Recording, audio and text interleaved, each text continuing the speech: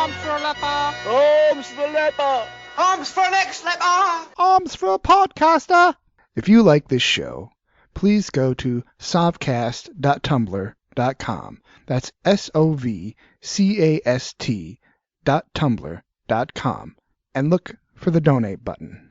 It's right there at the top. I'll just wait here while you go do that, okay? Hello?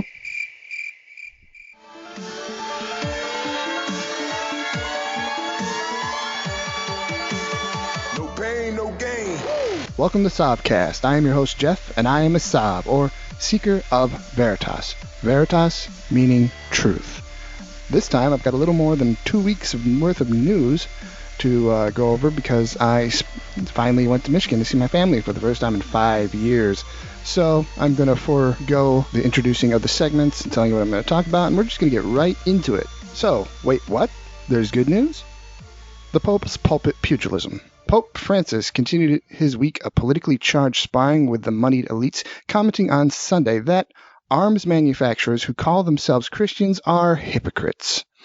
At a rally of thousands in the Italian city of Turin, the Pope unshrouded his belief that those who claim to follow the teachings of Christ but also manufacture weapons leads to a bit of distrust. The Pope followed his jab by crossing speculative investors, saying, "Duplicity is the currency of today. They say one thing and do another." Francis's comments come on the tail of the leak and subsequent release of his 192-page climate change encyclical on Thursday, in which he said that man-made climate change disproportionately affects the world's poor. And next, herd immunity wins over herd mentality in California. California Governor Jerry Brown just signed into law a controversial bill that will require almost all school children in the state to be vaccinated, unless they have a medical reason for opting out. The law means parents can no longer refuse to vaccinate their children for religious or philosophical reasons. The bill, SB 277, was a response to a large measles outbreak that originated at the Disneyland theme park in the state in December. Since then, more than 160 people across the United States have been diagnosed with the disease, the majority of them in California. The mandate has faced fierce opposition from anti-vaccine groups, which have been campaigning against the bill since it was introduced in February. They say a vaccine mandate is unconstitutional and overrides parents' rights to make decisions for their children. But do you really want to go back to the pre-vaccination child mortality rates, where it was just as an accepted truth that several of your children would never see their 18th birthday? I know I don't. The true aim of vaccination is what's called herd immunity, which means that the percentage of the population that is immune to a certain disease is so high that the disease has no vector to which it can affect people who can't get vaccinated due to compromised immune systems or age. Parents who choose not to vaccinate their children can still go to some private schools or engage in homeschooling. Governor Brown said he signed the bill in the interest of public health, making California the third and biggest state with such a mandate after Mississippi and West Virginia. Hashtag for every girl. Girl Scouts is hashtag for every girl. That means transgender girls too. The Girl Scouts have always been known for being more progressive than the Boy Scouts. In fact, they've had a long-standing policy of including transgender girls who want to participate in their organization. Recently, after a donor who wants to remain anonymous asked the Girl Scouts of Western Washington to ensure the donor's $100,000 contribution would not be used to help transgender girls. Kind of an asshole. Now, personally, I would have informed the donor that all donations to the Girl Scouts will be used as the Girl Scouts see fit. The chapter of the national organization chose to give the money back, and in a rare case of reasonable people being rewarded for their magnanimity, in one day they made more than double the amount through an Indiegogo crowdfunding campaign that's garnered support from more than 4,000 funders. The video on the Girl Scouts Indiegogo campaign stated, "The Girl Scouts empowers every girl, regardless of their gender identity, socioeconomic status, race, ethnicity, sexual orientation, to make the world a better place. We won't exclude any girl." And our next story, a broken fox is left twice a day. Well, I wouldn't say twice a day. It's more like one of those clocks that also has a calendar on it, and at least once a year, it'll be July 15th. But anyways, let's have a listen. I just want to say on Twitter, I asked my viewers if the GOP should continue its fight or if it should roll with the times, because, folks, America has changed since we were children and since our parents, our fathers and mothers were babies. One person wrote me this. At Dehiba Heba writes me, American citizens should have a say in this matter and be allowed to vote on it. Let me just say this. I'm a married woman. I have a married ring on my finger. I never asked anyone to vote whether or not I had the right to do this. I have a gay sister. She was the maid of honor at my wedding. I would love to be able to be at her wedding someday, and now I can. And there were so many others. One of my best friends here at Fox is a gay producer. He walked my mother down the aisle at my wedding. Now I get to be at hers. Who has the right to tell someone who loves another person, I don't care about their gender or their sex or the color of their skin, that they have the right to spend the rest of their life with somebody they love? Brad. It's nice to see someone at Fox not towing the company line. But once again, it's another example of a right-winger only being reasonable when the topic is something they've been personally impacted by. Oh, and I'll be taking bets on whether she'll be moved to a shittier time slot or if they'll assist her on her path to new career opportunities. And our next story, dos puntos para Cuba. On Wednesday, President Obama announced his plans to formally reestablish diplomatic relations with Cuba this month, declaring that the two nations were ready to reopen embassies in each other's capitals and to start a new chapter of engagement after more than half a century of estrangement. More than 54 years ago, at the height of the Cold War, the United States closed its embassy in Havana. Today, I can announce that the United States has agreed to formally reestablish diplomatic relations with the Republic of Cuba and reopen embassies in our respective countries. Cuba has become the world's first country to end the transmission of HIV and syphilis from mother to child. The World Health Organization hailed what is called one of the greatest public health achievements possible, adding that it was an important step towards having an AIDS-free generation. An estimation of 1.4 million women living with HIV become pregnant each year. Untreated, they have a 15 to 45% chance of transmitting the virus to their children during pregnancy, labor, delivery, or breastfeeding. But that risk drops to just over 1% if antiviral medications are given to both mothers and children throughout the stages when infection can occur. Cuba considers its free healthcare a major achievement, and the PAHO and WHO credit Cuba with offering women early access to prenatal care, HIV and syphilis testings, and treatment for mothers who test positive. This is a major victory in our long fight against HIV and sexually transmitted infections. Now, if a poor little country like Cuba can accomplish this with a single-payer system, just imagine what a single-payer healthcare system in the richest country in the world could accomplish. And our next story, finally seeing the forest from the trees. A Memphis City Council is taking a step in the right direction, unanimously voting to remove a monument of Nathan Bedford Forest. Forest is infamous for a Civil War massacre of 200 surrendering Union troops and for being the first Grand Wizard of the KKK. The Memphis City Council took steps last Tuesday to begin the process of removing the monument, and in a unanimous vote, the council approved a resolution for the removal of Bedford's remains from under a statue in his honor that currently sits in Health Science Park on Union Avenue. How do you say goodbye to someone like Nathan? You shit-kicking, stinky horse-smelling motherfucker, you! You dirt-eating piece of slime! You scum-sucking pig!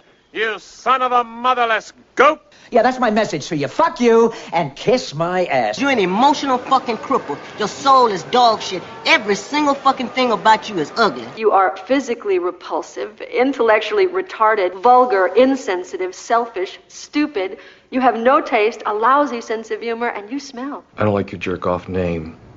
I don't like your jerk-off face. I don't like your jerk-off behavior. And I don't like you. Jerk-off. And our next story, the punishment should fit the crime, as long as that punishment is horrible. You always hear the old adage of the punishment should fit the crime, but I've noticed that it's only used when they want to imprison someone for life or when they want to execute someone. You never see, to quote Lee Camp, these ass-holier-than-thou supposed upholders of the law step forward to stop someone on their third strike from getting a life sentence for smoking a little weed. However, because of a travesty of justice, calls for reform are gaining traction. When Kalief Browder was 16 years old, he was unable to make a $3,000 bail on charges he stole a backpack. He ended up being held in Rikers for 3 years, beaten by inmates and guards alike, and held in solitary confinement for 3 fucking years before charges against him were eventually dropped. 3 years for something that should have landed him in some community service or at the very most a week or two in the clink. And let's not forget, in addition to guaranteeing the right to an attorney, the Sixth Amendment of the U.S. Constitution guarantees a criminal defendant a speedy trial by an impartial jury. This means that criminal defendants must be brought to trial for his or her alleged crimes within a reasonable short period of time after their arrests. 3 years does not sound very reasonable to me. So even though they violated Browder's rights, he was eventually released. But the damage to the 22-year-old Kalief Browder's psyche was already done, and he committed suicide last month from what I would guess to be severe PTSD from his experience. A thought just popped into my mind. I'm going to see if there's a study on prison-induced PTSD and recidivism.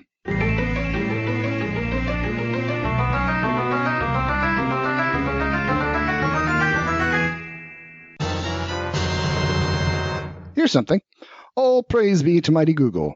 Post-incarceration syndrome, or PICS, is a mix of mental disorders which include institutionalized personality traits resulting from the common deprivations of incarceration, a chronic state of learned helplessness in the face of prison authorities, and antisocial defenses in dealing with a predatory inmate environment.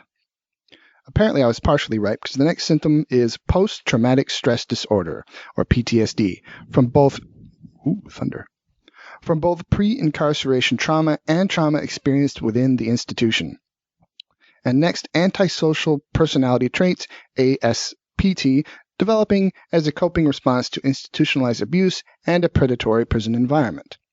The next symptom, social sensory deprivation syndrome, caused by prolonged exposure to solitary confinement that radically restricts social contact and sensory stimulation. And finally, substance use disorders, caused by the use of alcohol and other drugs to manage or escape the symptoms of PICS, or post-incarceration syndrome. It would seem that some in the justice system are beginning to figure out that if you put a non-violent offender in a place where they'll be victimized to the point of mental instability, that it's the perfect environment to change a non-violent offender into a violent offender. Under a new plan, thousands of New Yorkers accused of low-level or non-violent crimes won't face the prospect of raising cash for bail under a plan that seeks to keep such suspects out of the troubled Rikers Island jail complex. The $18 million city plan allows judges beginning next year to replace bail money for about 3,000 low-risk defendants with supervision options such as regular check-ins, text message reminders, and connecting them with drug and behavioral therapy. You could also just slap on an ankle bracelet if they want to make sure. Cash bail has long been criticized by inmate advocates for unfairly targeting the poor. Reforms were recommended by a mayoral task force last year after a mentally ill homeless man was unable to make $2,500 in bail for trespassing, and he died in a sweltering hot Rikers prison cell. Elizabeth Glazer, the mayoral's criminal justice coordinator, stated that, "I think the basic principle is that Kalief Browder and other cases have begun to signify this need for reform in the public eye. We want to focus on flight risks to be the determining factor to decide if someone will or will not be out. And it has to be flight risk, not money."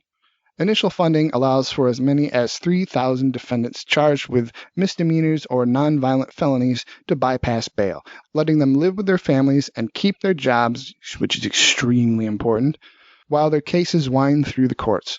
Officials say they would like to expand non-bail options to include thousands of more people. Releasing defendants to community supervision based on so-called risk assessment tools that gauge a person's threat to the public safety is increasingly done in cities and states throughout the country. About 10% of state, county, and city courts currently use some such tools to decide if a defendant is too risky to be released or if he qualifies for some level of supervision. Washington, D.C. is also considered a model for eliminating bail, though it still detains pretrial offenders deemed too dangerous to be released back into the community, which is the way it should work. Search iTunes for Sovcast. Subscribe, give a rating and a review, and keep an eye out for Super Gorilla.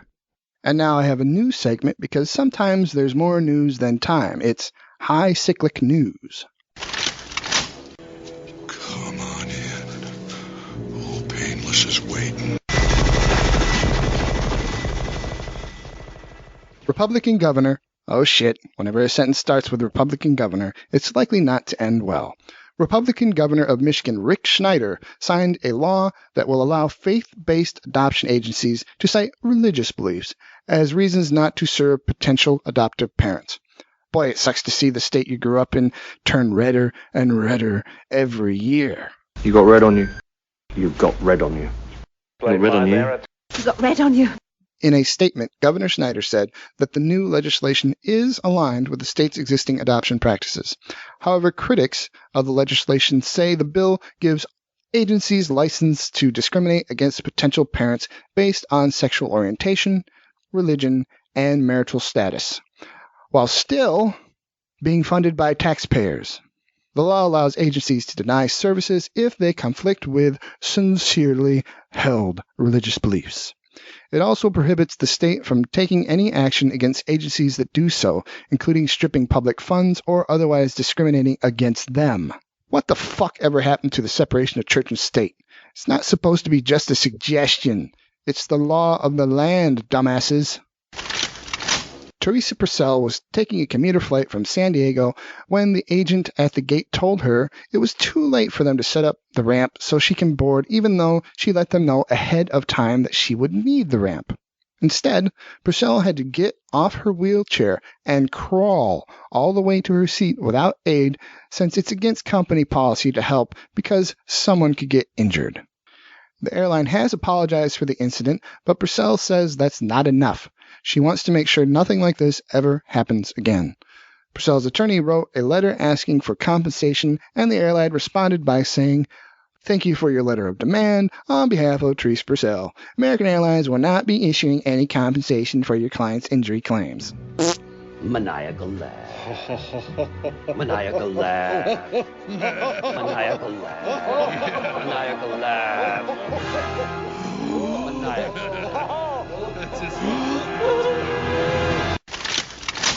An unarmed man was shot in the head and critically wounded by Los Angeles police officers late last month after he appeared to be flagging them down for assistance. A passerby recorded graphic video of the incident from a car and then posted it onto Twitter. The Los Angeles Police Department said the man, who was not immediately named, had a towel wrapped around his hand, and the two officers believed he was concealing a weapon.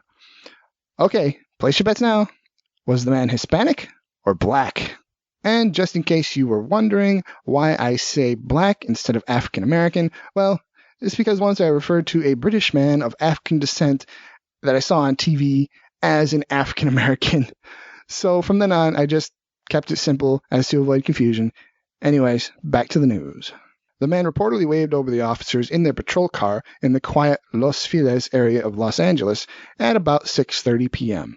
The officers got out of their vehicles, and one ordered the man to drop the gun.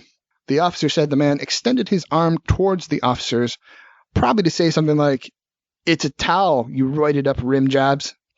Since he had no weapon to drop, the police officers shot the probably perplexed man in the head. Officers later discovered the man was not carrying a weapon. I'm sure he felt vindicated by that, unless he was too busy bleeding out from the hole in his fucking head. The man who is believed to be Hispanic is in his 40s. Ding, ding, ding. If you bet black, you were wrong. And if you bet Hispanic, You get nothing. You lose. Good day, sir. Because there are no winners in this story.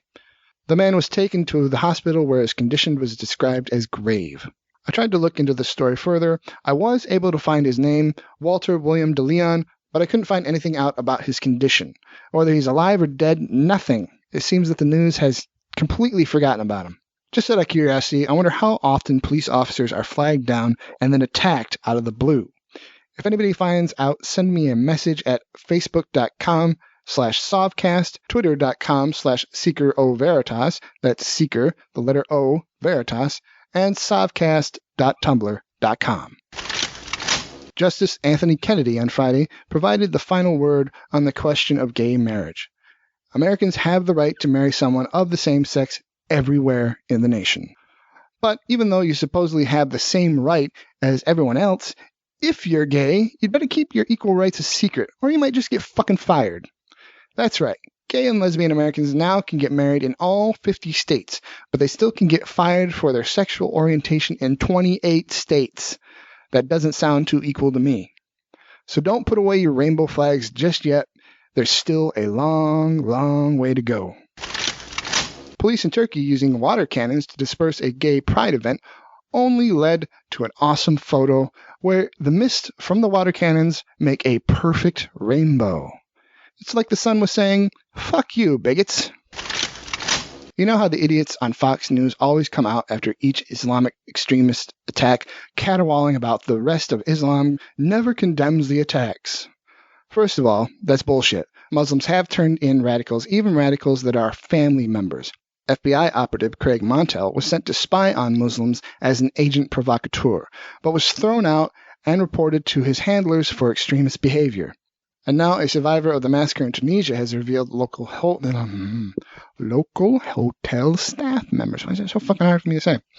And now a survivor of the massacre in Tunisia has revealed local hotel staff members formed a human shield on the beach in a heroic bid to protect tourists from the rampaging gunmen.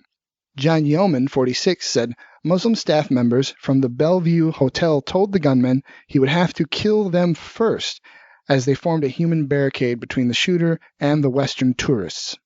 The chain of bodies can be seen in images taken of the killer, Sefeddine Rezgui, where about a dozen men stand side by side as the gunman marches away from them carrying his Kalashnikov.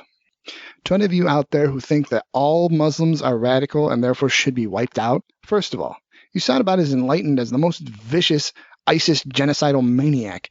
And second, here's something I wrote for my Tumblr blog about this time last year. Empathy, mercy, forgiveness are all integral parts of humanity. Ageless animosity has been turned to lasting peace over and over again. Even when there is a them, not all them are them. Remember the innocent amongst the guilty. That's too much to ask, then let to the victor goes the spoils philosophy commence as a pitiless world burns to ash. As the nation is still mourning and mulling over the massacre at Emmanuel AME Church in Charleston, South Carolina, 8 southern black churches in 10 days have gone up in flames. 3 of the fires have been ruled arson, 1 was determined to be caused by a falling branch and a faulty wiring, and the others remain under investigation. So the fast-track plan to pass the Trans-Pacific Partnership has run into a new wrinkle after an amendment passed in the Senate. Slavery. Yes, really, slavery. The Senate voted for an amendment that would make it more difficult for countries that engage in slavery to be in the TPP, and the Obama administration objected. The measure would bar governments considering to be complicit in human trafficking from receiving the economic benefits of a fast-track trade deal. Menendez, the author of the provision, has described it as a human rights protection that will prevent U.S. workers from competing with modern-day slave labor. The administration has pushed against the provision, saying it would prevent Malaysia from participating in the deal, and eliminating incentives for the country to upgrade its human trafficking enforcement. Human rights advocates strongly support the language that passed the Senate, but the president argues that if the U.S. doesn't cut trade deals with these partner countries, China will, to U.S. disadvantage. The State Department's human trafficking analysts of Malaysia describe the country as a destination and, to a lesser extent, a source and transit country for men, women, and children subjected to forced labor and women and children subjected to sex trafficking. The department cites forced labor problems in Malaysia's palm oil industry, and nonprofit groups have noted similar abuses in the Malaysian electronics industry. The State Department reports said Malaysian public officials may profit from trafficking. The president does not want an anti-slavery position in what he calls the most progressive trade deal of all time, because it would keep a country noted for its egregious slave trade out of the treaty. We're not going to object to slavery because a country that openly engages in it might trade more with China than us. My solution to countries that still practice slavery is, you ain't got no trade if you got you some slaves. But really, folks, this whole TPP thing is doomed to disaster. The TPP will boost our economies, lowering barriers to trade and investment, increasing exports, and creating more jobs for our people, which is my number one priority. The TPP will also help achieve my goal of doubling U.S. exports, which support millions of American jobs. In a larger sense, the TPP has the potential to be a model, not only for the Asia-Pacific, but for future trade agreements. I want to thank all my fellow leaders for their partnership and their commitment to making the TPP a reality, which will be a win for all our countries. So, again, I'm confident that we can get this done. Together we can boost exports, create more goods available for our consumers, create good jobs, and compete and win in the markets of the future. Ladies and gentlemen, thank you very much for your outstanding work. Thank you. What you just said is one of the most insanely idiotic things I have ever heard. Everyone in this room is now dumber for having listened to it. May God have mercy on your soul. Baltimore authorities are investigating after photos emerged appearing to show a sign inside the door of a police van that read, "Enjoy the ride, 'cause we sure will." The sign appears to be referring to a police practice called a rough ride, a dark tradition of police misconduct in which suspects, seated or lying face down and in handcuffs in the back of a police wagon, are jolted and battered by an intentionally rough and bumpy ride that can cause serious injury and, in several cases, death. The photos are circulating amidst simmering tensions over a so-called rough ride that led to the death of Freddie Gray in police custody, which set off protests and riots in Baltimore this year. Prosecutors say Gray suffered a critical neck injury in April after being handcuffed and shackled, but not seatbelted, in the back of a Baltimore police transport van that made several sudden stops and turns. 6 police officers have been indicted and charged connected to his death. The Lone Star Philosophy. If you don't like history, just rewrite it. Social studies books for Texas public schools will minimize the importance of slavery in the Civil War and omit any mention of both Jim Crow and the Ku Klux Klan. Lessons covering the Civil War will list the reasons behind the conflict as being sectionalism, states' rights, and slavery, in that order, which if you looked into it, the sectionalist concerns was the right to own slaves. The states' right concern was the states' right to allow slavery, and the slavery concern was concerned with, well, assholes wanting to own other human beings. As a Business Insider noted, the new textbooks come 5 years after the State Board of Education revised the curriculum. Republican board member Pat Hardy stated at the time that he considered slavery a side issue of the Civil War, which leads me to the conclusion that Pat should not be connected to anything with the word education. The Texas State Board of Education making decisions about the future of education is kind of like one-ply toilet paper, or fat guys at a buffet. It's bound to be ugly, and it's sure to get messy. The nation's largest Latino advocacy group says it invited every presidential candidate to the annual La Raza convention. Democrats Hillary Clinton, Martin O'Malley, and Senator Bernie Sanders all plan to appear. The Republican Party is in a lot of trouble with Latino voters. The Hispanic vote provided gigantic leads to President Barack Obama in both of his presidential elections. After 2012, some Republicans tried to reverse the downward trend. A great way to reach out to Hispanic voters would be to attend the upcoming National La Raza Convention. Can you guess how many of the 2016 Republican hopefuls will be there? Out of the 16 Republicans running for the president, not a single one plans to attend. A move to which I suspect the Hispanic voters will respond, El Partido Republicano puede comer mierda. A South Carolina man charged with fatally gunning down 9 people in the black Charleston church should not have been able to buy a gun, the FBI said on Friday. FBI Director James Comey blamed paperwork delays during Dylan Roof's background check for allowing the 21-year-old to purchase the firearm used to carry out the June 17 attack on the historic Emmanuel AME Church. FBI officials say South Carolina church murderer Dylan Roof was on a federal list of drug users that should have barred him from buying guns. However, the FBI examiner who was carrying out Roof's background check, per his request to buy a gun on April 11th, never saw Roof's March 1st arrest where he admitted to illegal drug possession. The law only required a 3-day waiting period, which was not enough time for the drug background check to go through. If the wait time would have been longer, it is unlikely that Dylan Roof would have been able to purchase the handgun used in the crime. I think it's time to extend the wait period. Now, before you start bitching, be honest. If you're in such a bad situation that you can't wait more than 3 days to get your handgun, you need to seek police protection. Come on in. Old Painless is waiting. And now it's time for Hard-Thrusting News. Why do I call it Hard-Thrusting News? Because it's hard to find a news story where someone isn't getting fucked. You get up and howl about America and democracy. Well, a very, very heavy debatation. It's hard to talk when you're teabagging. Fucking Bill O'Reilly sucks! Tonight's forecast, dark. Continued dark tonight, turning to partly light in the morning. I'm Ron Burgundy. Go fuck yourselves.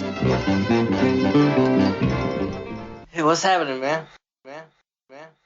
Once again, I'm going to play you a clip from the Culture Dig podcast. This is the Dope Box, guys. Who shall start us off? Go ahead. Which one are you go-aheading? Jim or one who's already talking. Yeah, why don't you go ahead? Oh, okay. Well, guys, I gotta tell you this, man. Being on Facebook, and for those of you who don't know, the Culture Dig Facebook is run by me, Buchanan, and I apologize if I post lame things, but sometimes it's just slow news days, man. But for the most part, I think I put some interesting things out there. But every time I get, I'll get some articles from certain people post on a Facebook feed. Other time, I have other feeds I look at, other websites that I look at, whatnot. But being on Facebook this past week, I should say, has been particularly daunting. And this is before Friday and the SCOTUS decision about gay marriage. I'm not going to talk about that. No, this has to do with the Confederate flag. Ooh. So my dope box about this is, hey guys, we live in the United States of America. And if you want to have a Confederate flag belt buckle, sunscreen, window darkener, flag outside your trailer, whatever, you go ahead and do that. But what you need to realize is that the rest of us have every right in the world to, A, think you're an idiot, B, think you are sorely misinformed on the historicity of that flag, and C, that you probably don't really have much say of consequence in defense of that Confederate flag. Now, but it's about our culture. It's about our culture. I'm not going to get into the history too much about this, ladies and gentlemen, because so many people already have. I think the Young Turks had a great little vignette trashing that. A lot of other people have as well. But guys, you have to realize the Confederate flag, even back then, didn't mean what you want it to mean. It's been co-opted for this subculture of rednecks, okay? And that's cool. So my best friend of rednecks, I don't care. But what you need to realize is that symbol, and I've long thought this, long before Dylan Roof in South Carolina shot up and murdered 9 people in a church that were black, okay? The Confederate flag does not have a place in popular culture. And if you want to celebrate your heritage, I hate people throwing out the Nazism thing, but, so if I'm not German at all, but one of you guys might be. Like, what if you showed up to work with your swastika belt buckle and it's just heritage? It's asinine. It's historical. People died under that flag. In fact, I once knew a guy who was part of Hitler's Youth. Really cool guy, and luckily he was young enough to have been protected from the atrocities of the war, but there wasn't a day that went by where he wasn't shamed by his involvement in it. So, I'm going to leave it alone with this. It has nothing to do with heritage. It's a symbol that you stubbornly cling to because you think it means going out mud bogging and hunting deer and all those things you love to do. Which we do in the North. It does not mean that. It has long stood for it has long stood for institutional racism. That is it. No questions asked. You can argue until you're blue in the face, but I will tell you this, you're wrong. Well, you heard why they brought it back when it came back into popularity was when they wanted to outlaw lynchings. It came back. It was led by Strom Thurmond of all people, way back then. Who ended up having a half black daughter, mind you, because he had an affair. Anyway, all right. If either of you guys want to say anything about the Confederate flag flap, go right ahead. I'll say something. How about this? The Young Turks were talking about it. I mean, were they opposed to banning the flag, or were they like, what was this vignette? They're more They were lampooning, I should say. He was lampooning the misassociation of the flag with Southern heritage and history. Okay. Because so many people are like, oh, this is the heritage. This is, my Confederate forefathers fought in that war. And it's like, no, dude, no. It's like, yeah, but remember for what? And he talked about the economic myth and don't even get me started on the Civil War thing. Yeah, when I was a child, the house that I lived at was next to a restaurant. It was right off of a highway. And I remember the first time I saw a Confederate flag, at least that I realized, like, what is that weird-looking flag? And I asked my father, what is that? And he said, it's a Confederate flag. It's how you know somebody's racist. And where was this I have to say, and then you watched the Dukes of Hazzard. South Jersey, basically. Yeah, this is like South Jersey. Got confused. Yeah, no, I never really saw Dukes of Hazzard when I was a child. I never cared for Dukes of Hazzard either, man. Yeah. But I mean, like, this was like the suburbs of Philadelphia, South Jersey area too. Like, this was not somewhere in South Carolina. And I gotta say, like, I'm really disappointed in the response to this. Like, I feel like everybody, all right, we got to do something about this because there's a media story and everybody feels bad. I feel that. But like Amazon. Are they the number one retailer in the world? Because I would imagine they are. Well, if not, Walmart, I mean, like, they're definitely the number one online retailer. Yeah. Walmart was first, and then Amazon. So, I mean, like, but they both banned Confederate flag sales, did they not? Yes. So, like, the top two retailers in the world ban the sale of something. I mean, that's as close as an institutional ban as you're going to get. And that's fine, like, on their end. I'm going to sound like a capitalist. They're a business. You know, like, we have they're businesses, they're corporations, they can do whatever they like. Yeah. But, like, it really irks me that we're going after a symbol and we're not going after people's patterns of thought and people's preconceptions. Like, whenever you're attacking a symbol, it means you failed. It's the same thing like in the 90s with the, Furman and O.J. Simpson, and we had the phrase arise, the N-word, because we can't say the word nigger, we had to say the N-word in mixed company. Same thing, like Oprah had her big campaign a few years ago to end the N-word.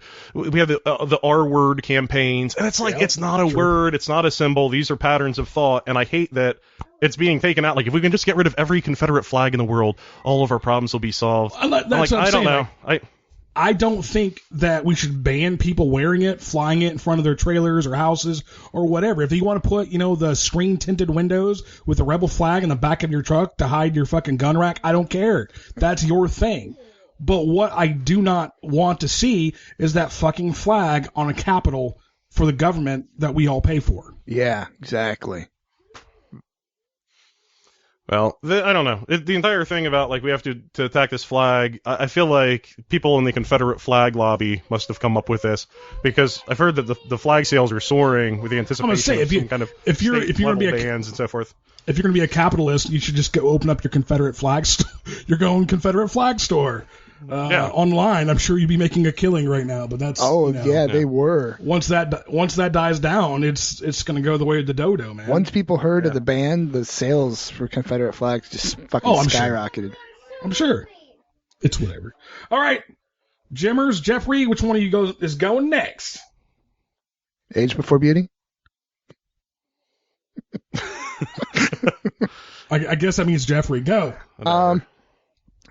I would like to talk about a quadriplegic man in Colorado where medical marijuana is legal and even recreational marijuana is legal. He was fired from Dish Network for having marijuana in his system. In a state where it is completely legal to smoke marijuana for recreational purposes. Federal law. Interesting. And this guy is in serious pain from his injuries, and Yeah, they just don't give a fuck.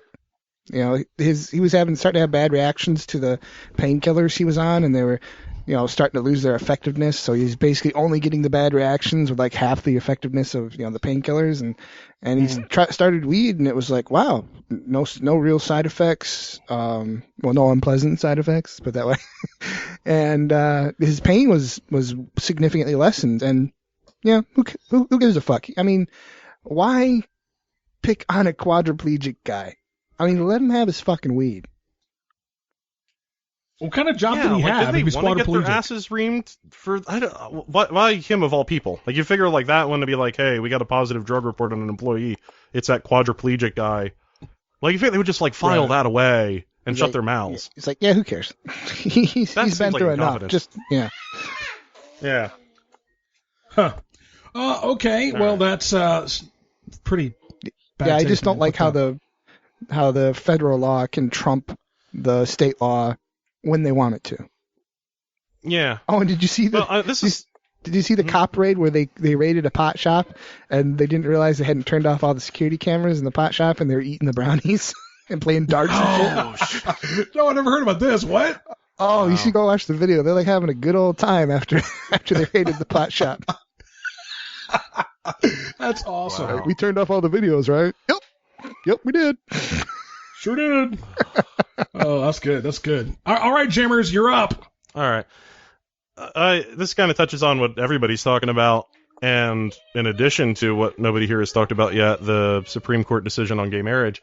We have this idea in modernist philosophy, like there's such a thing as the law, and the law is just a list of rules, but we try to use the law to approximate morality, to approximate justice. And so this is why I'm worried about like institutional proclamations like banning Confederate flags, because like you're not actually instituting any real social change. In fact, I mean, you're firing up a base which you want nothing to do with. The same thing with, like we can't decide, is a paraplegic who uses medical marijuana, is he justifiable? Is he a moral person? I think most people would say so.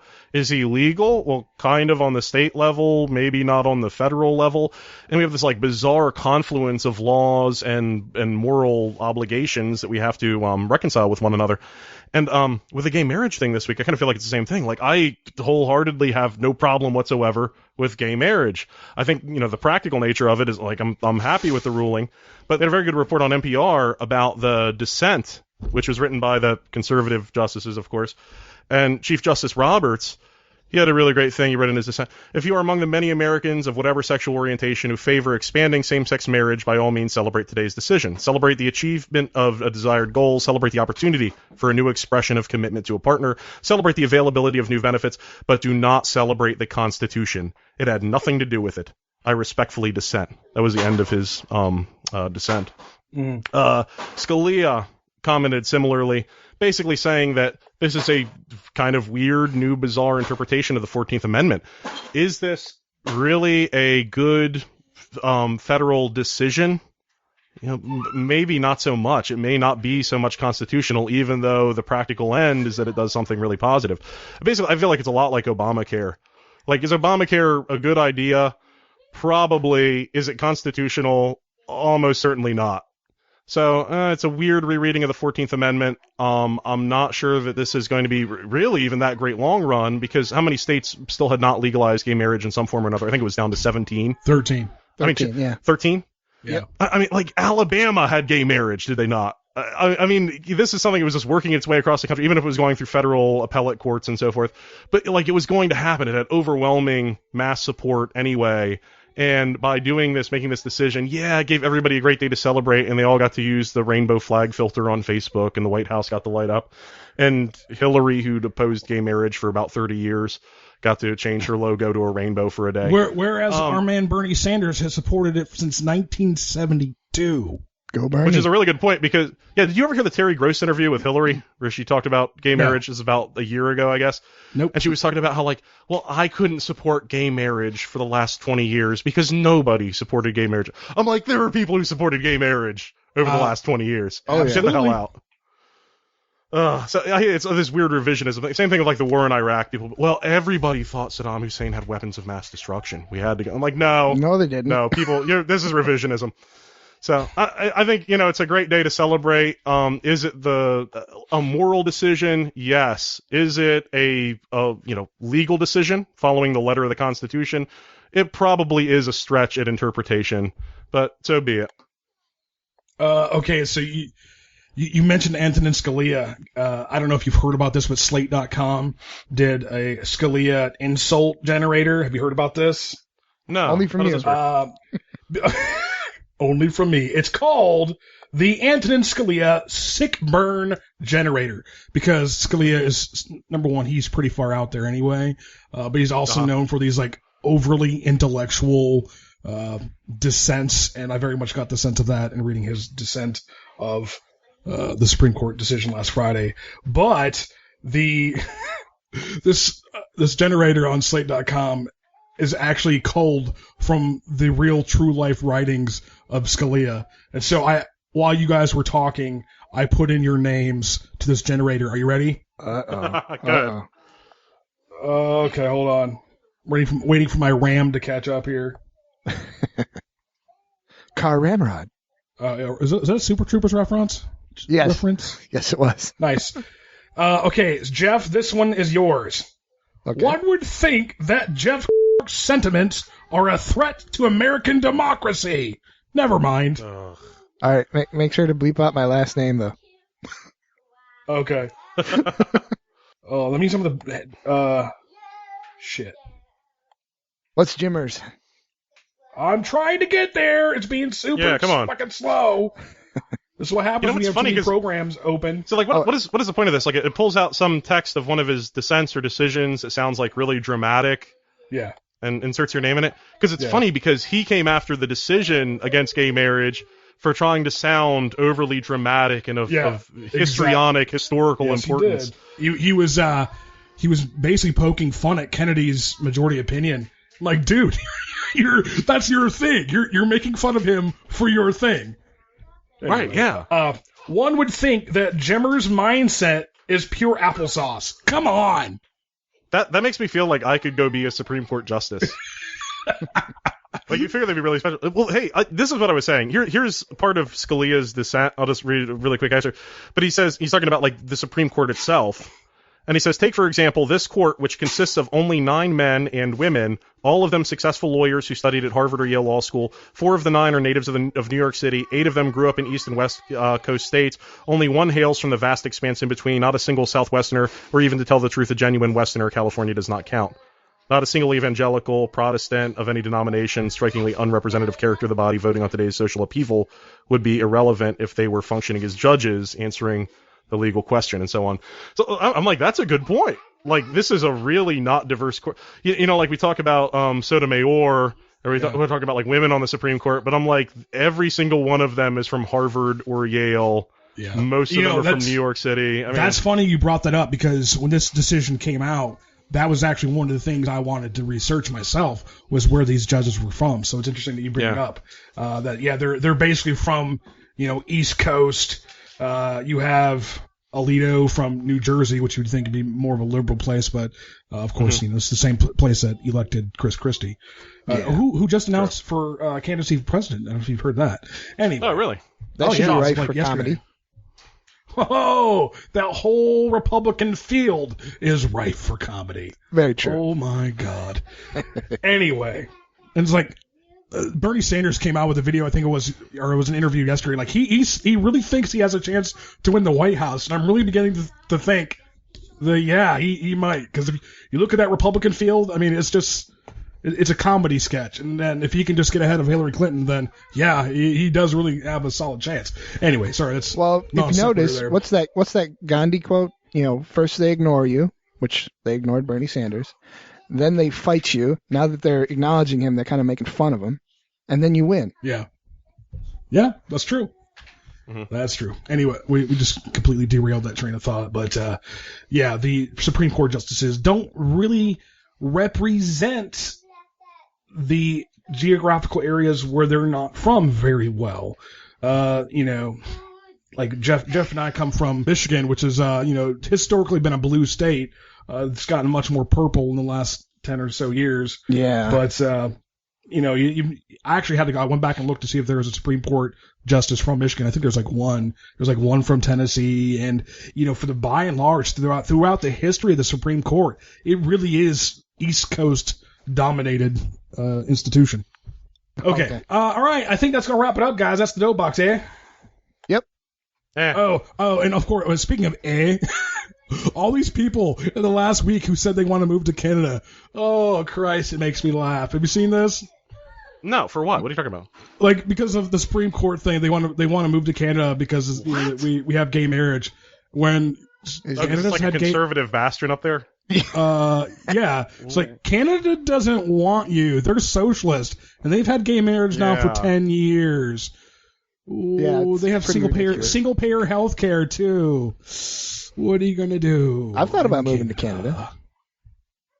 It does cross the mind, but not for the reasons that these people are citing in any case.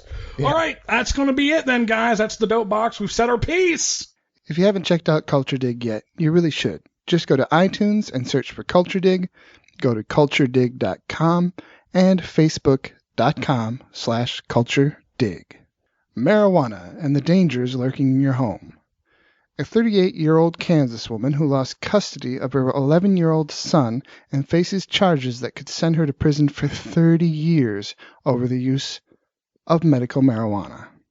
Shona Banda, who has a severely debilitating case of Crohn's disease, now prepares for the fight of her life, one that her attorney is hoping will not just keep her client out of prison and restore custody of her child, but one that she hopes will cripple absurd, archaic, and outdated marijuana laws that should have been changed decades ago. Banda had been suffering from what she calls a terminal case of Crohn's disease for nearly a decade. Crohn's is a chronic bowel disease that causes inflammation of the intestinal tract and produces an intestine that can no longer adequately absorb food and water. This can result in mild to severe diarrhea, abdominal cramping, blood loss, and anemia, as well as joint pain and swelling. I've even heard of people with Crohn's having to have sections of their dead bowels cut out. It's no joke. Banda says she was bedridden and walking with a cane for help due to the severity of the joint pain she was experiencing. Banda's attorney, Sarah Swain, commented that to combat the disease, Banda had numerous surgeries, long hospital stays, difficult recoveries, and dozens of prescription medications that she was forced to take daily.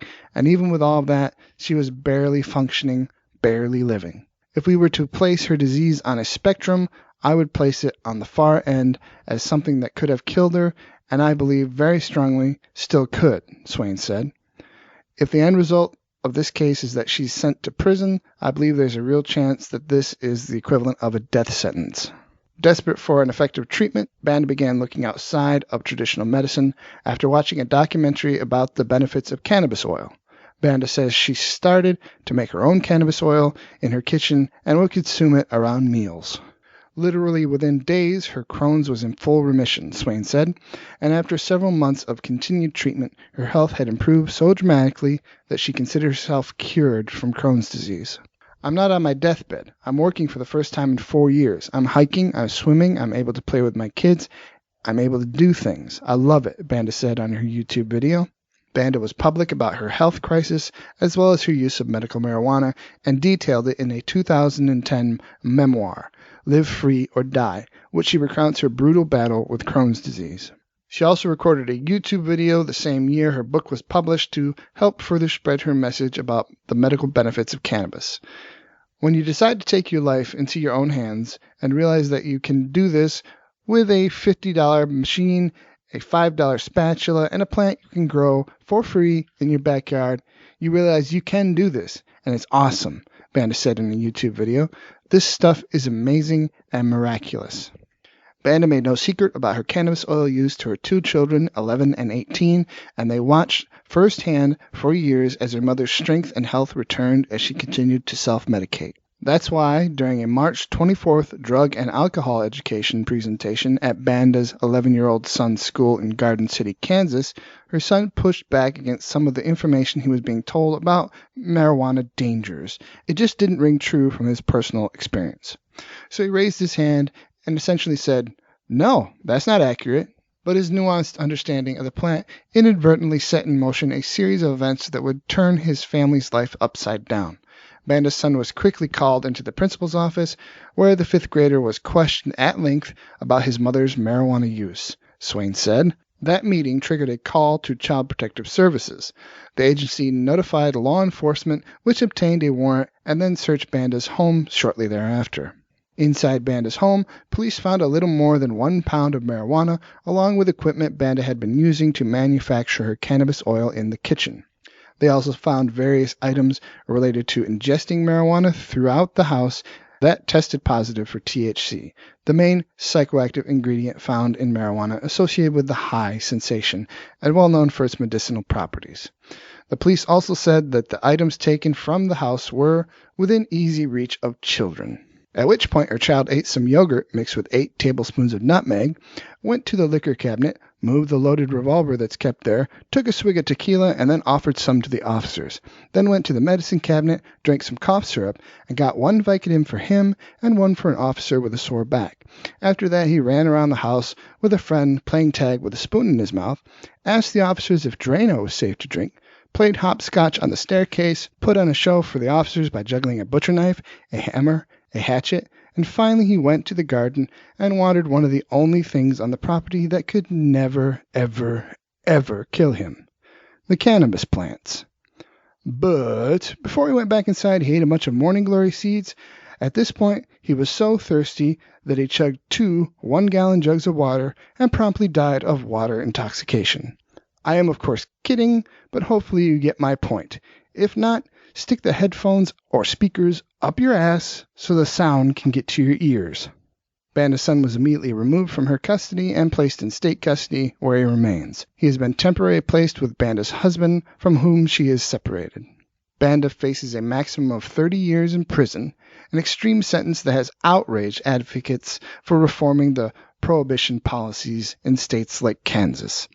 Swain says she is prepared to take Banda's case every step of the way to achieve these goals, including before the Supreme Court, if that's what it takes. She went on to say, "Too many people are being forced to choose between dying or violating a law and facing going to prison. It's totally unacceptable. It's time to end these absurd, archaic, and outdated marijuana laws that should have been changed decades ago." And our next story, historical hysteria of the simple-minded racist.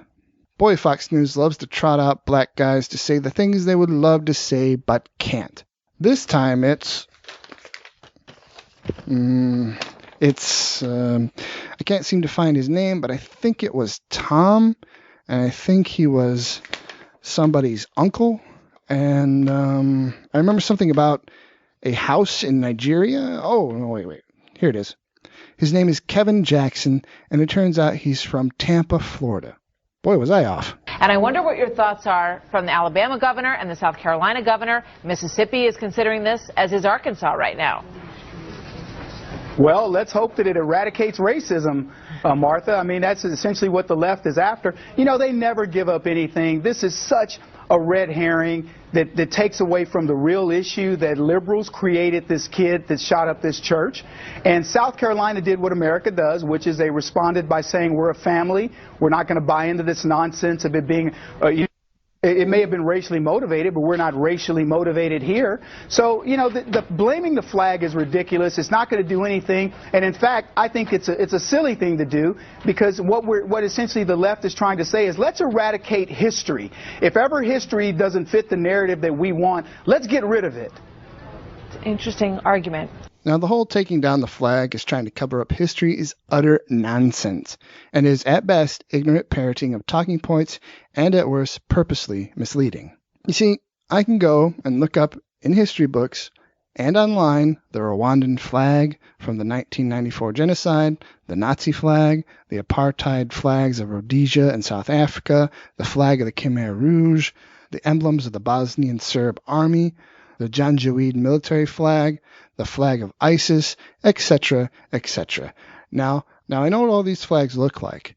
I do not, nor do I ever want to see them flying high under a blue sky. But I have been made many times to witness the horribly racist Confederate battle flag in Brandon, Florida. The self-proclaimed world's largest Confederate battle flag is 50 foot by 30 foot and rests on a pole tall enough that the vile symbol can be seen from miles away on the interstate and surrounding communities. Now, I've learned a lot about the Civil War from history classes and documentaries on the History Channel.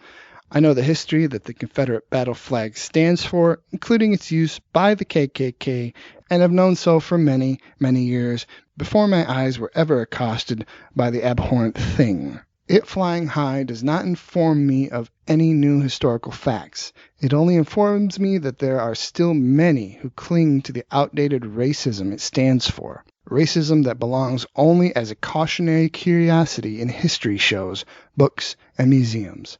These same history shows, books, and museums should be the final resting place for this abomination of a flag, so we never need to suffer it to block one photon of sunlight ever again. As long as you're not a racist piece of shit, it's time to pick a new symbol, people. You could try what we do in the North.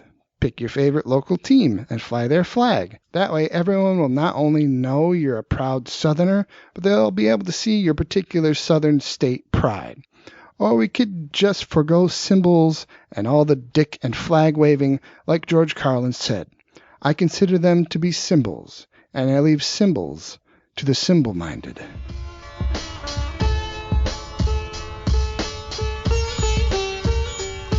My guru by Dan the Automator and DJ Shadow.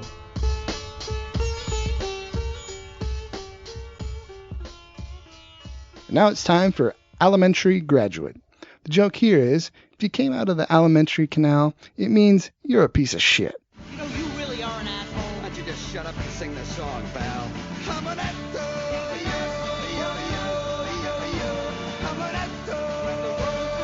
Asshole by Dennis Leary.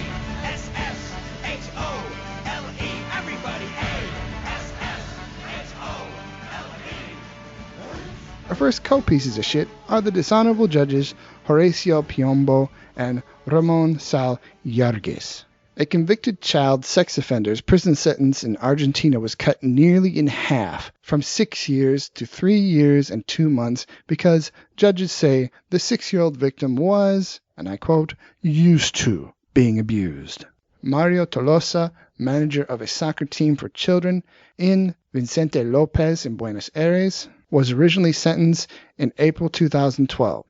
The victim, whose identity has not been released due to his age, was 6 years old when Tolosa took him to a restroom during a soccer match and molested him. When the child got home, he told his grandmother what happened, and she reported it to the police. Judges Horacio Piombo and Ramon Sal Yargues' reasoning behind Mario Tolosa's reduced sentence was stated as follows. It is clear, even though this translation is unclear, that the minor's sexual choice, spoiled at a young age due to the large testimonies of people close to him, has already been made according to reports about the recurrence of the offer and transvestism. Translation: since the identified child was gay, the abuse wasn't as bad as if he weren't. These assertions are totally illogical, and with just the tiniest bit of thought falls flat on its face. Just replace old guy with 6-year-old boy with old guy with 6-year-old girl. Apply the same exact logic of, well, girls like dudes, so it's not that bad. And you see how blatantly idiotic and bigoted these piece of shit judges are. In a phone interview, Esteban Polan, president of the Argentina LGBT Federation, said that the fact that the victim is presumed gay makes a huge difference and could set a horrible precedent. Due to the kid's apparent sexual condition, the sexual abuse wasn't declared as aggravated, and therefore a lighter sentence was passed. The ruling, Polan added, treats the victim as if he were somehow partially to blame. The Argentina LGBT Federation is teaming up with other organizations and influential people in Argentina to demand that the judges in charge of the case undergo a political trial.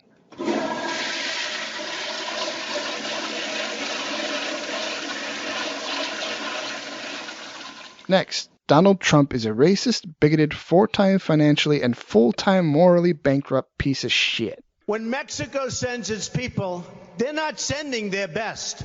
They're not sending you. They're not sending you. They're sending people that have lots of problems, and they're bringing those problems with us. They're bringing drugs, they're bringing crime, they're rapists, and some, I assume, are good people. You assume? This time your assumption just makes an ass out of you. Me? I assume that most people are good, and as numerous studies over the past 100 years have shown, immigrants are less likely to commit crimes or be behind bars than the native-born, and high rates of immigration are not associated with high rates of crime. This holds true for both legal immigrants and the undocumented, regardless of their country of origin or level of education. And what does Trump get for his blatantly racist remarks? Well, due to the fact that the GOP voters are the most bigoted group in America, Trump has taken the lead in the Republican presidential primary. I can hear a few hamster wheels squeaking away, but I thought the KKK and the neo-Nazis were the most bigoted groups in America. True, but riddle me this. Do you really think the KKK and the neo-Nazi members vote for the Democratic Party? So the piece of shit, Trump, is now top of the pile. But just remember that every rain cloud has a silver lining, or at the very least, there's a chance some asshole might get struck by lightning. NBC is ending its relationship with Trump, canceling his reality TV show The Apprentice, and both NBC and the Spanish-language Univision TV network said they will no longer air his Miss USA or Miss Universe pageants, and he has lost tons of sponsorship deals, and store clothing lines bailed on him. So hopefully he gets what he deserves and not the presidency of the United States.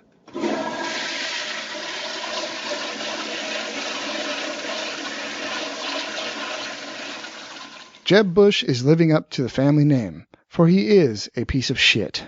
Governor, you mentioned taxes, lowering them. You have anything flat tax or anything specific? We're working on a strategy that's under, I'd say, my aspiration for the country, and I believe we can achieve it, is 4% growth as far as the eye can see, which means we have to be a lot more productive. Workforce participation has to rise from its all-time modern lows.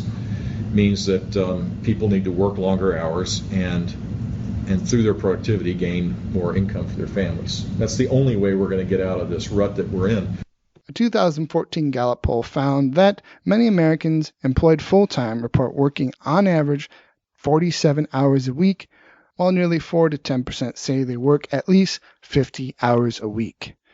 U.S. workers toil more hours than workers in any other large industrialized country, according to Organization for Economic Cooperation and Development. In fact, in 2013, Robert Reich wrote that since 1979, the nation's productivity has risen 65%, but workers' median compensation has increased by just 8%. So where'd the difference go? Almost all the gains from growth have gone to the top.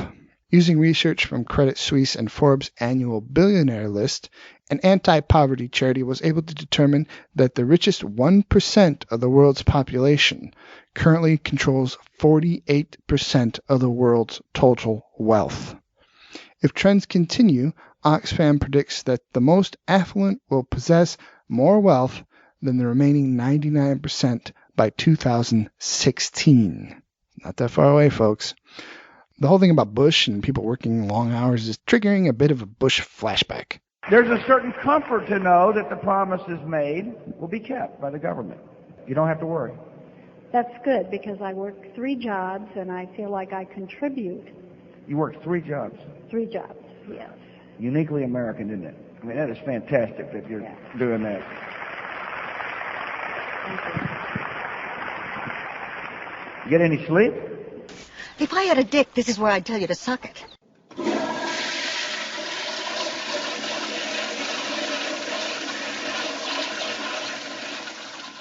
And our next contestant is legally a piece of shit. Oakland County Circuit Judge Lisa Gorsucha. Gorsucha sentenced 3 children to juvenile detention until age 18 for refusing to have a relationship with their father. In a ruling that's flat out bizarre, a judge sentenced 3 kids, 15, 10, and 9, to a juvenile detention facility for being in contempt of court for refusing to go to lunch with their father. The kids were punished for not submitting to the judge's demands that they foster a healthy relationship with their dad. The judge told the eldest child in court during the latest episode in a bitter family feud that has included allegations of abuse and fear of parental kidnapping that there is no reason why you do not have a relationship with your father. Your father has never been charged with anything. Your father has never been convicted of anything. Your father doesn't have a personal protection order against him. You, young man, have got it wrong. I think your father is a great man who has gone through hoops for you to have a relationship with him. When all the kids remained resistant, Gorsica ruled them in contempt and sent them to Children's Village Juvenile Detention Center until age 18. The trio has reportedly since been separated from each other as well as from both of their parents, who aren't even allowed to visit. This judge is fucking insane. With the emotional damage such a sentence and separation is likely to cause, the chances these kids will end up well-adjusted, happy, productive members of society plummets. Let me reiterate that the children's ages are 15, 10, and 9. If they serve a full sentence of until their 18th birthday, that's a sentence of 3, 8, and 9 years respective in a juvenile detention center. Early in the show, I talked about PISC, or post-incarceration syndrome. Does anyone think these kids who have essentially just pissed off an egomaniacal piece of shit judge really deserve this? Attorney Henry Gornbin, who has represented the mother Ibshit Simoni in the past during her bitter 5-year divorce saga and custody battle with her ex-husband, stated that in his 45 years of experience practicing, he has never heard of such a contempt of court ruling for children during a family hearing. This has been a high-conflict divorce, he said, a very nasty conflict from the get-go that has obviously spun out of control. It's highly unusual, he adds. I've seen cases where you might threaten or sentence a parent for refusing to comply with a judge's order, but I've never heard of a case where children themselves were incarcerated. This is bizarre. He went on to say, juvenile hall is akin to incarceration. They'll probably be in a low threshold area and hopefully not exposed to anything that would put them at risk, but the kids will be housed among other kids under 18 who have been sent there for committing real crimes. The children, who have been held in detention for over 3 weeks now, don't even have a review hearing until September 8. I hope the children are released before any permanent damage is done to their psyche, and I'd like to see both sets of parents sue the shit out of this piece of shit judge. And as far as visitation rights go, you can order the mother to let the father visit with the children, but if the children aren't ready, they really shouldn't be forced. Unless the father did something horrible, then the kid should eventually come around on the idea of seeing him.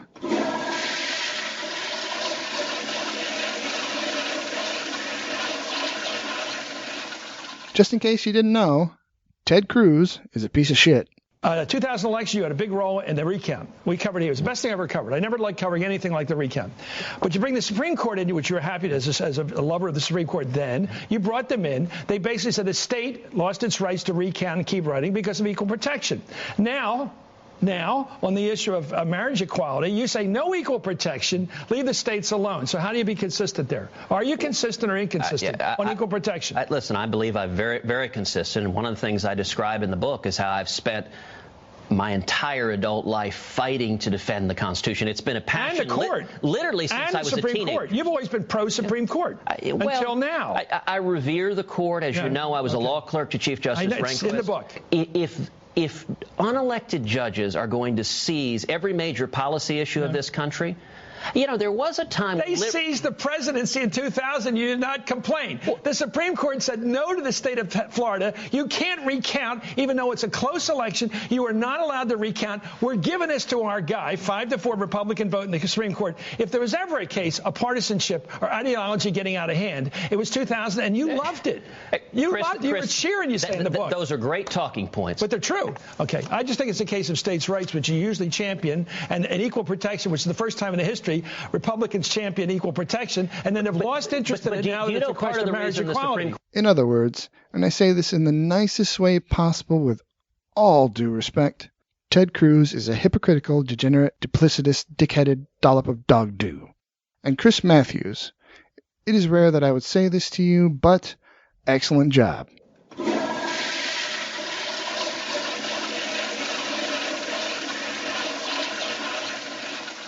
David Barton is an ass-holier-than-thou piece of shit. David Barton, a Koch brothers-backed Tea Party activist, went on Kenneth Copeland's Believer's Voice of Victory and argued that God is against, well, just take a listen. Retirement is not a biblical concept. No, it is not. That is a pagan concept that comes from the Babylonian system. If you want to live in Egypt, you want to live in Babylon, great, retire. And one of the things I've always believed is Deuteronomy 6:24. He says, everything I tell you is for your benefit, that you can enjoy a long life, yes, that you can prosper. And so if we see something in the way of statistics or science that shows that we don't have a long life, that will diminish our life, then we know that's not part of what God wanted us to do. And there's a reason behind it. And there's a reason behind it. And the statistics indicate that whatever that is not God's plan for you, because what he plans for you is long life, prosperity, etc. The average length of time that a person lives after they retire is 2.4 years. Because what they do is, I am so looking forward to quitting and doing nothing. I am so looking forward to finally having... Your body says, oh, you want to do nothing? Great, let's just shut down. Let's just quit. Let's just quit, yeah. And so God did not design us for retirement. He did not design us to quit being productive. And when you start doing things that go contrary to what he designed us for, it always gets bad results. Of course you don't believe in retirement, because your job of preaching and giving speeches is easy and comfortable and is monetarily and mentally rewarding.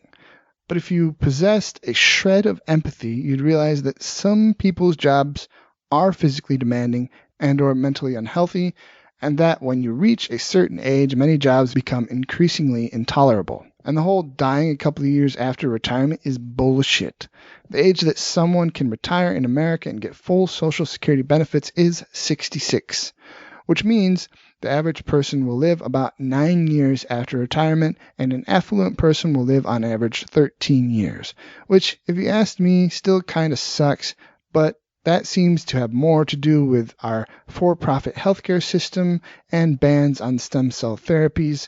But anyways, it's definitely not the couple of years like this jackass is saying.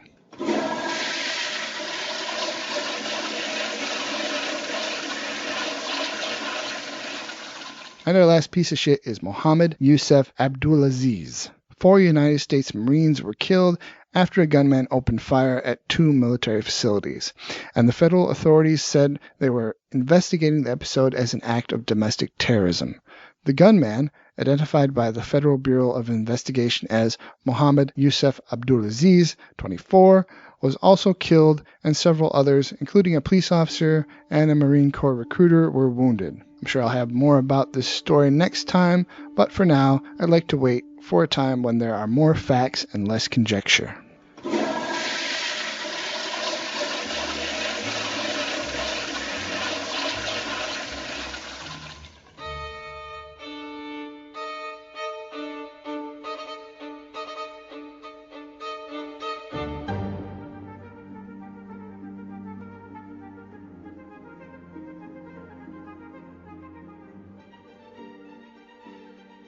And now it's time for Edible Earth.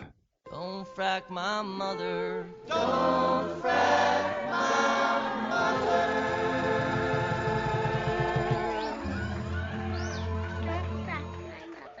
Your mother gets all hot and bothered every time I drill her.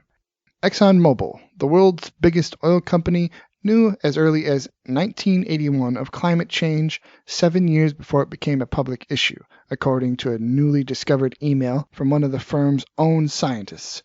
Despite this, the firm spent millions over the next 27 years to promote climate change denial. The email from Exxon's in-house climate expert provides evidence that the company was aware of this connection between fossil fuels and climate change and the potential for carbon-cutting regulations to hurt its bottom line over a generation ago.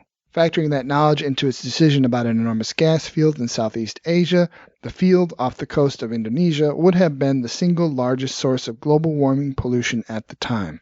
Exxon first got interested in climate change in 1981 because it was seeking to develop the Natuna gas field off Indonesia. I wonder if they called it Natuna because once Exxon was done poisoning the water, there would be Natuna. Anyways, Lenny Bernstein, a 30-year-old industry veteran and Exxon's former in-house climate expert, wrote in the email, "This is an immense reserve of natural gas, but it's 70% CO2, or carbon dioxide, the main driver of climate change." However, Exxon's public position was marked by continued refusal to acknowledge the dangers of climate change.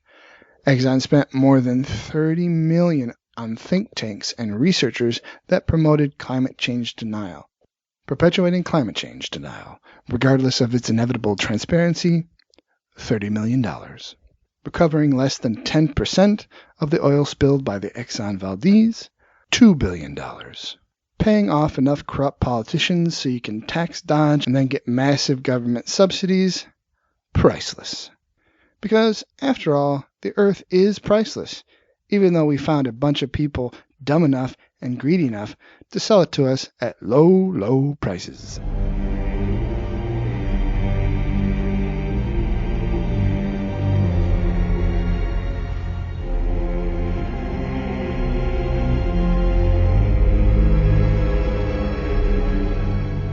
And now it's time for my science, history, and technology segment I call Cool Shit.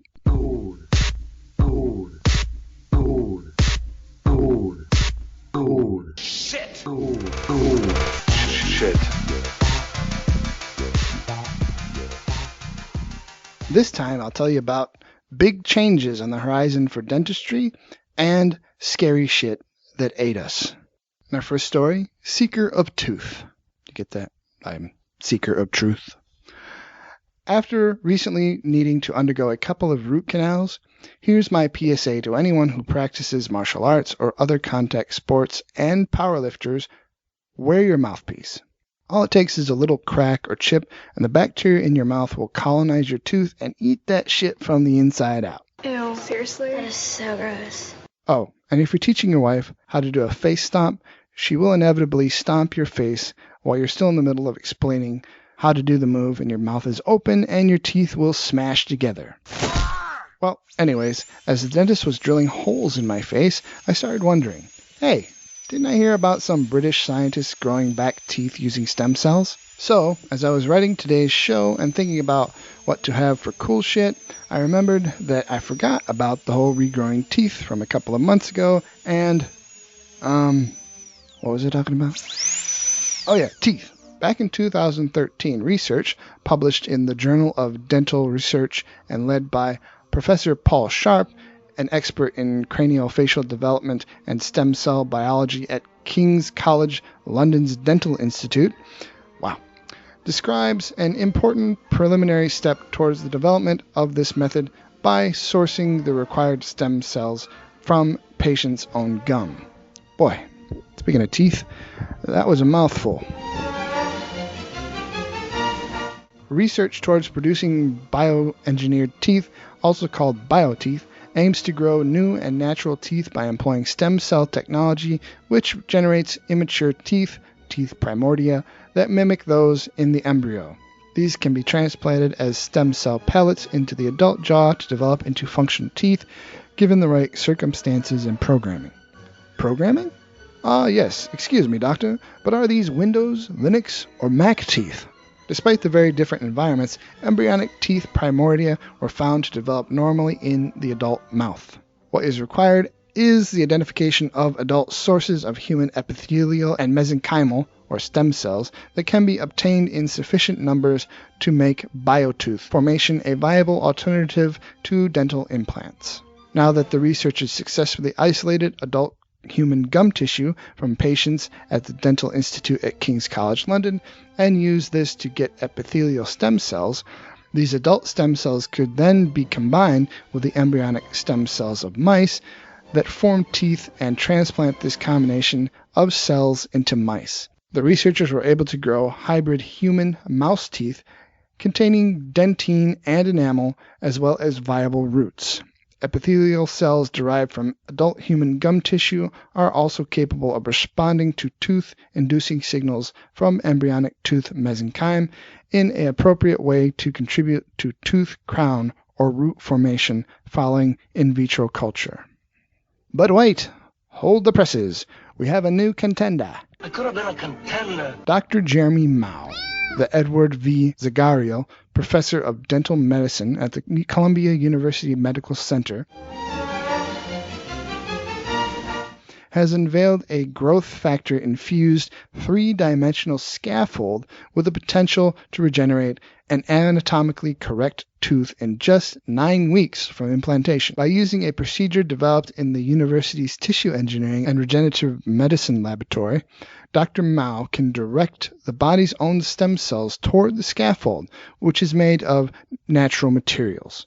Once the stem cells have colonized the scaffold, a tooth can grow in the socket and then merge with the surrounding tissue.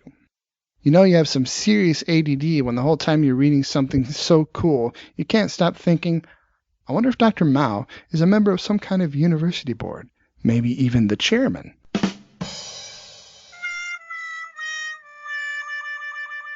Dr. Mao's technique not only eliminates the need to grow teeth in a petri dish, or a mouse, but is also the first to achieve regeneration of anatomically correct teeth by using the body's own resources. Factor in the faster recovery time and the comparatively natural process of regrowth as opposed to implantation, and you have a massively appealing dental treatment. Columbia University has already filed patent applications in regard to the technology and is seeking associates to aid in its commercialization. In the meantime, Dr. Mao is considering the best approach for applying his technique to cost-effective clinical therapies. In closing, I'd like to say, hurry, hurry, hurry! My girl's been jacked up plenty, and I really need this technology, and so do a lot of other people. Bad teeth, while leading to the obvious pain, can also lead to maxilla and mandible or jawbone infections. It can also lead to septicemia or blood infections, which can all too easily lead to quick and unexpected death. I feel happy! I feel happy! Stem cell therapies, 3D bioprinting are the very near future of medicine. However, we just might need to crack a few Bible-pandering politician pates to clear the way. In our next story, Scary Shit That Ate Us, Part 1. Hasts, the last eagle you'd be likely to see. The Haast eagle, Harpagornis morai, is an extinct species of eagle that once lived in the South Island of New Zealand, commonly accepted to be the Pauakai of Maori legend. The species was the largest eagle known to have existed. Its primary prey was suspected to consist of moa, a 12-foot-tall, 510-pound flightless bird, making even a large human an easy target. Haast eagles became extinct around 1400 when the Maori people hunted its major food source, the moa, to extinction, and cleared much of its dense forest habitat. Haast's eagles were once the largest known true raptor. Female eagles were significantly larger than males. A comparison to living eagles of the Australasian region result in an estimated mass in Haast's eagles of 25 pounds for males and 31 pounds for females. One source estimated the largest females could have scaled more than 36 pounds. They have a relatively short wingspan for their size. It is estimated that the grown female's wings span up to 9.8 feet. Haast's eagles preyed on large flightless bird species, including the moa, which was up to 15 times the weight of the eagle. It is estimated to have attacked at speeds of up to 50 miles per hour. Its size and weight indicated a bodily strike force equivalent to a cinder block falling from the top of an 8-story building. And remember, those cinder blocks had knives attached to them, or talons. Its large beak also could be used to rip into the internal organs of its prey, and then death from blood loss would soon follow. The talons of the Haast eagle were similar in length to those of the harpy eagle, with a front talon length of 1.93 to 2.42 inches and a hallux claw of up to 4.3 inches. Compare that to the 3 to 4 inch long claws of the grizzly, the 2-inch claws of the polar bear, and the 4-inch long claws of the Siberian tiger, which has the largest claws of any big cat species. It is believed that these birds are described in many legends of the Maori under the name Pauakai, Hokioi, or Hakawai. According to an account given to Sir George Grey, an early governor of New Zealand, Hokioi were huge black and white predators with a red crest and yellow-green tinged wingtips. In some Maori legends, Pauakai killed humans, which scientists believe could have been possible if the name relates to the Haast eagle, given the massive size and strength of the bird. Even smaller golden eagles are capable of killing prey as big as a sika deer or a bear cub. By Edward Hill. And now it's time for Darwin Weeps, stories about dumb people that would make Darwin weep for the future of our species. Eat Smart. A report from Avon longitudinal study of parents and children, diets high in processed food and fat lowers children's IQs. This is another way that inequity gets passed down from generation to generation. Folks with less means can't afford healthy food and keep buying poor quality food for their kids. Those children will turn out to have lower IQs and may face more challenges in life. Now keep this study in mind and listen to this. My name is Mark, I'm 20 years old, and I'm in a relationship with 15 inflatable animals. My inflatables are the funnest creatures I have to hang out with in my life. I'll eat with them. What, you want my food? You can your own. Watch TV together. Be fine, I'll show you like. I bathe my inflatables. Let's get sure. Snap. I do take my inflatables out swimming. Mark's addiction to inflatables began 6 years ago when he purchased a whale for his pool. Since then, the 20-year-old college student has added 14 animals to his inflatable family and even prefers them over people. The thing about inflatable pool toys I love is that they're soft, they're cuddly. The bigger they are, the better they are. Kind of means there's more to love. And it's really nice to have somebody to talk to. No, Sammy, you don't get any of my soda, okay? When I first found out about Mark's inflatables, I thought, that's strange, or how can you be into something that's not really real? Mark first turned to inflatables for love and affection when he was 14 years old. My mother really wasn't there for me when I was a child. First time I hugged my inflatable whale, I actually started feeling all that love and compassion that I never got from my mother. Now he's so dependent on his inflatables, he can't be separated from them for more than a day. When I'm at school, I start missing them, and it's almost like if I'm going a little bit crazy. Hey, Charlie. Once I go home, basically give him a hug, give him a kiss, spend like family time together. Okay, we can talk more about you if we want. Let's say every one of my inflatables has a different personality. A little down today, don't you? Some like different types of music, some don't. Some like to just be lazy and sleep all day. I would say they get along together pretty well. Man, you are one pathetic loser. No offense. No, none taken. Now, they never showed a blow-up sex doll, but I bet the odds are about 100%. Either that or his inflatable orca has a blowhole. Next story, Trapped in the Net.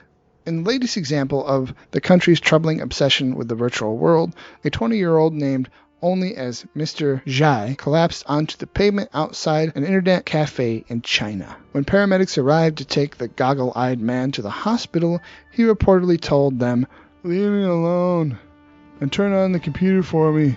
I want to surf the net." Mrs. Wang, a cleaning lady at the cafe, said she had seen the young man stagger out of the building following a 2-week online binge during which he had chain-smoked, repeatedly dodged showers, and eaten almost nothing. He told me that he was feeling a little dizzy and hadn't eaten for a day and that he would go out to get some food. She went on to say he couldn't stand up on his own, so I helped him. He was quite smelly by then.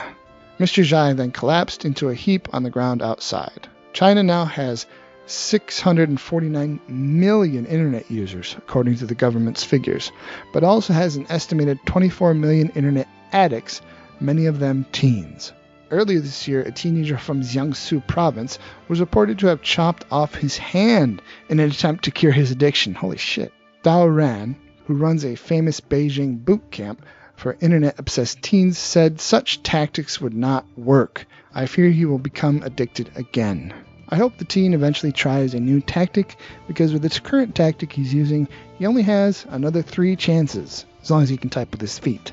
Mr. Jia told reporters he had run away from home after being hooked on online role-playing games, including World of Warcraft. I'm Baba Wattas. World of Warcraft. He went on to say, I found confidence in this virtual world. I predict the guy won't find a life until the internet has interactive smell sampling and reproduction capabilities. At least it would force this guy to take a shower, and it would also hopefully stop people from tweeting in the bathroom.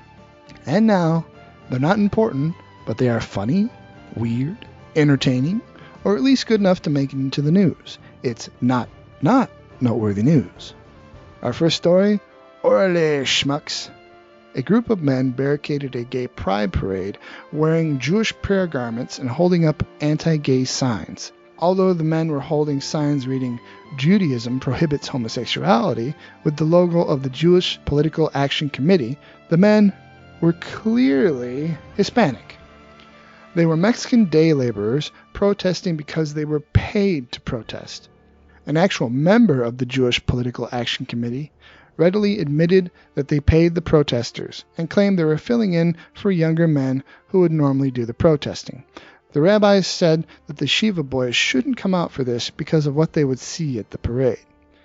Interesting Freudian slip in my mind. The rabbis are worried about the yeshiva boys coming out at a gay pride parade. Interesting. Our next story, I thought Portland was a nice city. Who knew there were so many dicks? A specter is haunting Portland. The specter of dildos.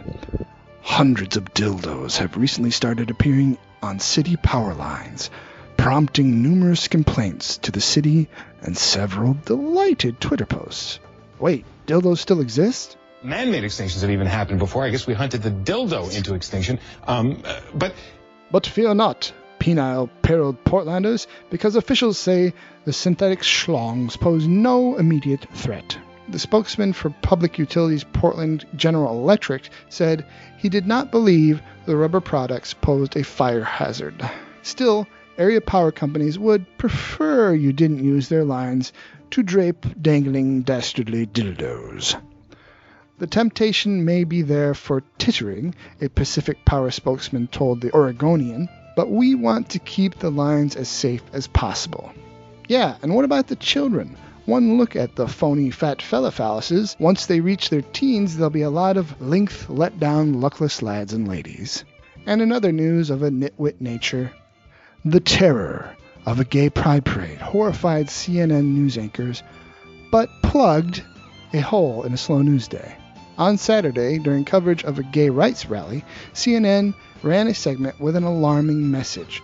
According to the chyron on the bottom of the screen, ISIS flag spotted at gay pride parade. Maniacal laugh. Maniacal laugh. Maniacal laugh. Maniacal laugh. Maniacal laugh.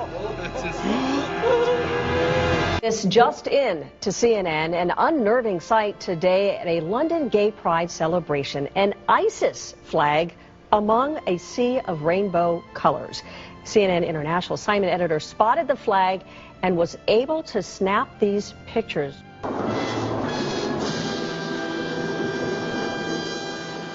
When all of a sudden, this man, quite distinctive from the rest of the crowd, he was dressed in black and white, whereas everyone else was brightly colored, as you can see from the photos.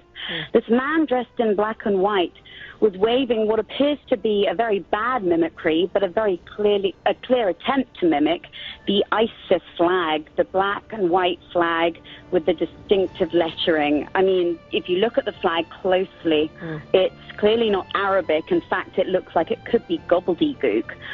But it's very distinctive, the ISIS flag. No, it's not gobbledygook, but it can lead to a form of Santorum. Look up Santorum on UrbanDictionary.com if you dare. Have you guys figured it out yet? It's dildos. The writing on the flag is made up of dildos and butt plugs. Anyway, I seem to be the only person who had spotted this, and nobody seems to be raising any questions or pointing it out. So I immediately went to an event organizer who said he didn't know anything about it. Oh, the innocence of idiocy. How sweet to be an idiot and dip my brain in joy. Children laughing at my back with no fear of attack. As much retaliation as a toy. How sweet to be an idiot. How sweet.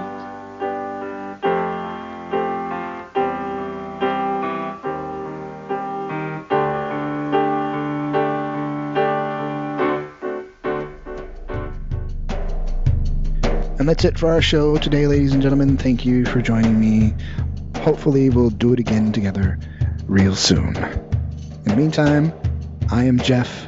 I am a seeker of Veritas. Check out my Tumblr page at sovcast.tumblr.com. That's SOVCAST.tumblr.com. Thank you.